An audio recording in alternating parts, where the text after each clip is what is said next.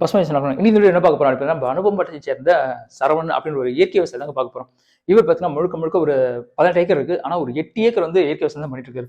நெல்லு, வாழை, அப்புறம் வந்து பந்தல் சாகுபடி தாங்க இவர் அதிகமா வந்து கவனம் செலுத்துறாரு. ஏன்னா அது எப்பவுமே வந்து ரொட்டேஷன் முறையில் மகசூல் கிடைச்சிட்டே இருக்கும் அப்படின்னால பந்தல் சாகுபடி பண்ணிட்டு இருக்காரு. இன்னைக்கு இந்த வீடியோல பார்த்தீங்கன்னா ஒரு பந்தல்ல பார்த்தீங்கன்னா பீர்க்கன் பண்ணியிருக்காரு, புடலை பண்ணியிருக்காரு, பாகல் பண்ணியிருக்காரு, சொர பண்ணியிருக்காரு. ஆனா எல்லாமே நாட்டு ரகம் தாங்க பண்ணியிருக்காரு.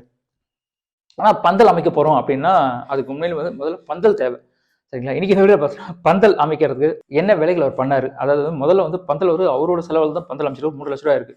ஆனா அதுக்கப்புறம் மானியம் வந்து தரேன் அப்படின்னு சொல்லியிருக்காங்க. இப்ப பாத்தீங்கன்னா அப்போ மானியம் வாங்கும்போது ஒரு 70,000 தான் கொடுத்தாங்களாம். ஆனா இப்ப பாத்தீங்கன்னா 50% மானியம் தராங்களாம். இப்ப பந்தல் அமைக்கிற விருப்பப்படுறாங்களா அவங்களுக்கு 50% மானியம் தராராம். இன்னைக்கு இந்த வீடியோ பாத்தீங்கன்னா அவர் வந்து பந்தல் அமைக்கும் போது கல் தேவை. ஏன்னா வந்து முதல்ல அவர் வந்து பந்தல் அமைக்கும் போது கட்டை தான் வச்சிருந்தாராம். கட்டை வந்து கொஞ்சம் மழை அடிச்சாலும் காத்து அடிச்சாலும் கட்டை சாஞ்சதான் அம்மா பயிர் சாகுபடி எல்லாம் வீணா போகுதுன்றாரு. அதுக்கப்புறம் என்ன பண்ணுது, சிமெண்ட் பண்ணியிருக்காரு. சிமெண்ட் நிறைய கொஞ்ச நாள் சிமெண்ட்லாம் கொட்டி அதுவும் வந்து இல்லை. அதுக்காக யோசிச்சு தான் அவர் கல்பந்தல் நட்டுருக்காருங்க. இது ஆயுசு முழுக்க அப்படியே தான் இருக்கும். உள்ள எதனா நம்ம ஏறு ஓட்டுறோம், டிராக்டர் ஓட்டுறோம் அப்படின்னா கூட அடிப்பட்டா கூட கல் ஒண்ணுமே ஆகலாங்க. அது மாதிரி அதனால அந்த காரணத்துக்காக கல்பந்தல் பண்ணிருக்கு. கல்பந்தல் இன்னொரு விஷயம் என்னன்னா, கல்பந்தல் எல்லாம் 6 அடி தான் போட்டிருக்காங்க. ஆனா இவர் பாத்தீங்கன்னா 9 அடி போட்டிருக்காரு. ஃபர்ஸ்ட் இந்த கல் செஞ்சு தராங்களா அவங்க வந்து அந்த மாதிரி பண்ணதே இல்லை அப்படின்னாங்களா. ஆனா இவர் ஆர்டர் கொடுத்து செஞ்சிருக்காரு. என்ன காரணத்துக்காக வந்து இவர் வந்து 6 அடி இல்லாம 9 அடி பண்ணியிருக்காரு அப்படின்னு பாத்தீங்கன்னா, காய்கள் பறிக்கவும் உள்ள வந்து எதனா பூச்சி நத்தக்கள் வந்து ஸ்ப்ரே பண்றதுக்காக ஏத்த மாதிரி இருக்கணுன்றதுக்காக தான் பண்ணியிருக்காரு. அது இல்லாம இவர் வந்து பந்தல் வந்து கம்பியும் பண்ணுவாங்க, நூலம் பண்ணுவாங்க, கயிறு இருக்குல்ல கயிறம் பண்ணுவாங்க. ஆனா இவரு கொஞ்சம் கம்மி பண்ணியிருக்காரு, கொஞ்சம் கயிறு பண்ணியிருக்காரு. அதுக்கும் ஒரு காரணத்தை சொன்னாருங்க. நிறைய விஷயங்கள் இவர்கிட்ட நான் தெரிஞ்சிட்டேங்க. பந்தல்லாம் இப்படி பந்தல் இப்படிதான் பண்ணணும், பந்தல்லாம் இப்படிதான் இருக்கணும், கல் இந்த சைட்ல நிறைய விஷயங்களை என்கிட்ட சொன்னாரு. அதை நான் மட்டும் தெரிஞ்சா பத்தாதுல நீங்களும் தெரிஞ்சுக்கலாம். அதுக்காக அந்த வீடியோ பாருங்க. அவர் கல்பந்தல் அமைச்சு எப்படி வெற்றிகரமா பண்றாரு அப்படின்னு விஷயங்கள் அவரே சொல்றாருங்க. நான் எனக்கே ஆச்சரியமாயிடுச்சுங்க. இவ்வளவு தகவல்கள் இருக்காக நம்ம பந்தல் சாகுபடியில அப்படின்ட்டு. சரி வாங்க வீடியோக்குள்ள போலாம். ஐயா வணக்கங்க. வணக்கங்க. உங்க போன வீடியோல வந்து உங்களோட இயற்கை முறையில் வாழை சாகுபடி போய் பார்த்தோம். வாழைகள் பத்தி சொல்லியிருந்தீங்க. ஆமா. நீங்க பந்தல் காய்கறி பண்றேன் அப்படின்னு சொல்லியிருந்தீங்க. ஆமா. பந்தல் காய்கறி எத்தனை ஏக்கர் பண்ணிட்டு இருக்கீங்க? பந்தல் காய்கறி பாத்தீங்கன்னா நம்ம 2 ஏக்கர்ல பந்தல் காய்கறி பண்றோம். இது வந்து பாத்தீங்கன்னா ரொட்டேஷன் முறையில பண்றோம். இப்போ ஒரு பந்தல் கொஞ்சம் காய் வரும்போது அடுத்தது இன்னொரு பந்தல் வந்து காய் போடுவேன். இது வந்து பாத்தீங்கன்னா நம்ம அரசு மானியத்துல இந்த கல்பந்தல் நான் போட்டிருக்கேன். கல்பந்தல் பாத்தீங்கன்னா இதுக்கு முன்னாடி கொம்புல தான் நம்ம பண்ணியிருந்தோம். நல்ல காய் வரும்போது அந்த சமயத்துல வந்து பாத்தீங்கன்னா ஒரு காத்து மழை அடிச்சதுனாலோ இல்ல கொம்பு கொஞ்சம் வீக்கா இருக்கும்போது தண்ணி பாசும் போது கூட உடஞ்சி விழுந்துரும். அதுக்கப்புறமா தான் வந்து பாத்தீங்கன்னா 2015 வந்து பாத்தீங்கன்னா ஒரு பந்தல் போட்டேன். அது வந்து பாத்தீங்கன்னா முழுசா எங்களுடைய இதுலயே தான் பண்ணோம். அப்போ வந்து நம்மளுக்கு வந்து பாத்தீங்கன்னா இதுக்கு மானியம் இருக்கு அப்படின்றது நமக்கு தெரியாது. அதுக்கப்புறமா 2020 வந்து பாத்தீங்கன்னா 21ல வந்த ஏடிஹெச் ஒருத்தர் வந்து பாத்தீங்கன்னா இதுக்கு மானியம் இருக்கு, நீங்க ஏன் இதெல்லாம் அப்ரோச் பண்ணாத இருக்கீங்கன்னு சொல்லிட்டு அவங்க தான் அந்த மேடம் தான் வந்து இது பண்ணி நம்மளுக்கு சப்போர்ட் பண்ணாங்க நல்லா. இது வந்து பாத்தீங்கன்னா ஒரு 280 கல் போட்டிருக்கேன். ஆமா. 10 அடி இடைவெளி விட்டு போட்டிருக்கேன் நான். பாருங்க நல்லா அகலமாவே இருக்கும். நம்ம கம்பி வந்து அந்த அளவுக்கு ஸ்ட்ராங் பண்ணியிருக்கோம். கம்பி நல்லா கனமா போட்டு ஸ்ட்ராங் பண்ணியிருக்கோம். நிறைய கல் போட்டால் எக்ஸ்ட்ரா நம்மளுக்கு வந்து பார்த்தீங்கன்னா இன்னும் அதிகமாகும். அதனால 10 அடிக்கு ஒரு கல் வர மாதிரி பண்ணியிருக்கேன். அவங்க எவ்வளோ கல் தரேன்னாங்க கவர்மெண்ட்ல? இப்போ வந்து பார்த்தீங்கன்னா ஒரு ஹெக்டேருக்குன்ட்டு எவ்வளோ கணக்கு உங்களுக்கு. இப்போ ஒரு ஏக்கருக்கு வந்து 270 கல் 280 கல் இருக்கணும். கொடுத்தாங்களா? அவங்க கொடுக்குறது வந்து பார்த்தீங்கன்னா இப்போ நம்மளுக்கு ஒரு 30% அளவு தான். நான் வந்து பார்த்தீங்கன்னா 30% கம்மி தான். 3.5 lakhs எனக்கு செலவாச்சு. அவங்க வந்து பார்த்தீங்கன்னா 79,000 கொடுத்தாங்க. இதுதான் மானியம். அப்போ வந்து மானியம் வந்து கம்மி. இப்போ வந்து 50-50 கூட கொடுக்குறாங்களாம். ஆமா, இந்த 50-50யும் கொடுக்குறாங்களாம். இப்போ நம்ம வாங்கி 5 வருஷம் ஆயிடுச்சு. இன்னொரு பந்தல் போடுற மாதிரி இருந்ததுன்னா தான் அவங்களை அப்ரோச் பண்ணணும். இல்லை இப்போ இது வரையுமே போதுமானதாக தான் இருக்கு. இதுவே கரெக்டாக நம்மளுக்கு ரொட்டேஷன்ல இருக்கு. சரி, அவங்க கல் மட்டும் தான் இல்ல, அவங்க வந்து மானியம் வந்து பாத்தீங்கன்னா ஒரு பந்தல் அமைச்சு எல்லாத்துக்குமே சேர்ந்துதான். ஒரு கல்லுக்குன்னு தனியா ஃபர்ஸ்ட் வந்து பாத்தீங்கன்னா நம்ம எல்லாமே நம்ம பாத்தீங்கன்னா நான் இது கல் போடுறேன், கம்பி போடுறேன், இதெல்லாம் எல்லாமே வாங்கி இவ்வளவு செலவாகுதுன்னு நம்ம வந்து பாத்தீங்கன்னா எல்லாத்துக்குமே நம்ம அவங்களுக்கு வந்து பில் கொடுக்கணும். பில் கொடுத்துட்ட பிறகு அதுக்கப்புறமா நான் வந்து பாத்தீங்கன்னா ஒரு 2.5 lakhs 3.5 lakhs நம்ம வந்து செலவு பண்ணியிருக்கேன். அவங்க பாத்தீங்கன்னா இத்தனை கல் இருக்கணும், இவ்வளவு பரப்பு இருக்கணும்ன்றது வந்து பாத்தீங்கன்னா ஒரு இது இருக்கு. அதுல இருந்தாதான் நம்மளுக்கு வந்து கொடுப்பாங்க.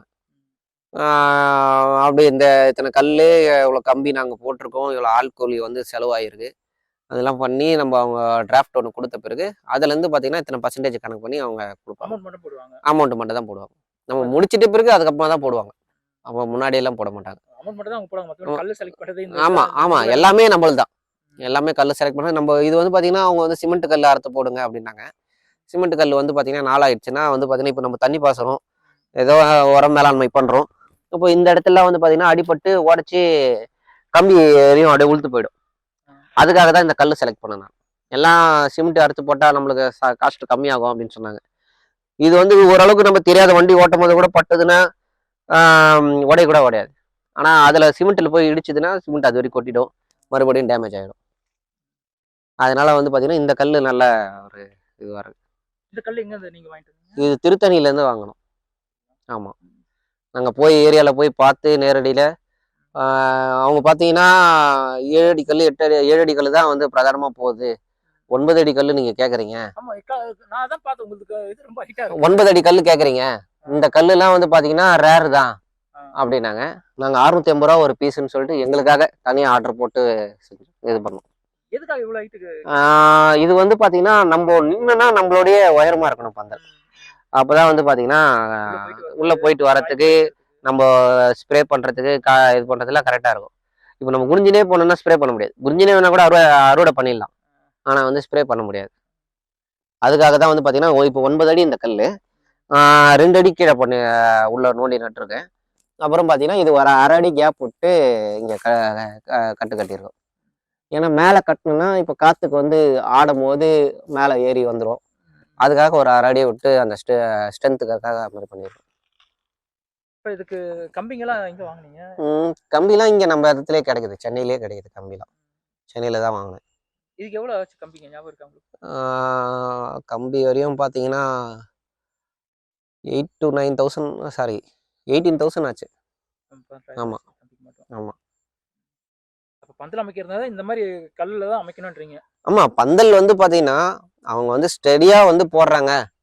அதாவது பார்த்தீங்கன்னா காலகாலமாக போடணும் அப்படின்னு முடிவு பண்ணிட்டாங்கன்னா கல்லில் போடுறது அவ்வளோ நல்லது. எத்தனை வருஷம் வரைக்கும் இது வரும்னு சொன்னாங்களா? இல்லை காலகாலமாக இருக்கும்? கல் வந்து இந்த கல் போகவே போகாது, என்ன ஆனாலும் போகாது. நம்ம வந்து பார்த்தீங்கன்னா இதை ஏதாச்சும் இடிச்சு இது பண்ணி உடைச்சாதான் உண்டு. இதே சிமெண்ட் கல்லுன்னா அது உளுத்து கொட்டி போயிடும், கம்பி இதுவாகும், கம்பி டேமேஜ் ஆகும். டேமேஜ் ஆகும் போது பார்த்தீங்கன்னா அதுவே அந்த நான் கொம்பு உடையுதுன்னு சொல்கிறேன் பார்த்தீங்களா, அது மாதிரி இது உடைய ஆரம்பிக்கும். ஆனால் இந்த கல் வந்து அப்படி கிடையாது. இது வந்து அதுக்காக தான் இந்த கல் நம்ம சூஸ் பண்ணது. கல்லும் நல்லா கனமாக பண்ணி கொடுத்தாரு அவர். நாங்கள் போய் பார்த்து நல்லா இருக்கும் சார், நீங்கள் பண்ணி பாருங்க அப்படின்னாரு. அது எங்களுக்கு வந்து கல் வந்து நல்லா இதுவாக கிடைச்சிது, நல்லாவும் இருக்குது. இது வரையும் எந்த ஒரு பிரச்சனையும் இல்லை. நீங்கள் நட்டு எத்தனை வருஷம் இந்த கல் நட்டு? 2021 ஜனவரியில் பண்ணோம். 6 வருஷம் ஆகுது. பந்தலும் நல்லா தான் இருக்கு. ஒரு நடுவில் ஒரு தடவை இந்த இடத்துல கம்பி எங்கன்னா டேமேஜ் ஆகும், அந்த கம்பிங்க வரையும் ஜாயிண்ட் பண்ணுற மாதிரியா இருக்கும். இந்த கயிறுகள் வந்து பார்த்தீங்கன்னா ஒரு தடவை இது வந்து இப்போ 2வது தடவை வந்து ஒரு செட்டு பின்னிட்டேன் நடுவில். நீங்களே பண்ணிடுறீங்களா? ஆமாம், நான் எங்கள் அப்பா எங்கள் தம்பிங்க எல்லாமே பின்னிட்டோம். ஒரு ஆள் எதனா தேவைப்பட்டதுன்னா ஆள் வர வச்சுப்போம். எதுக்காக இந்த கயிறு பின்னுறீங்க?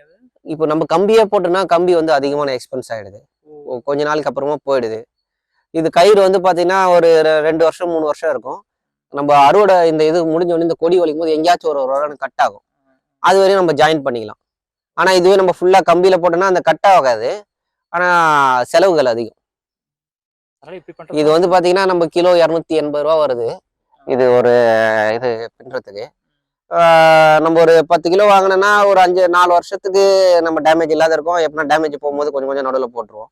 ஆனால் இது ஃபுல்லாகவே நம்ம கம்மி பண்ணோன்னா அதுக்கே ஒரு 50 கிலோ கம்பி நம்ம செலவு பண்ணுறாரு.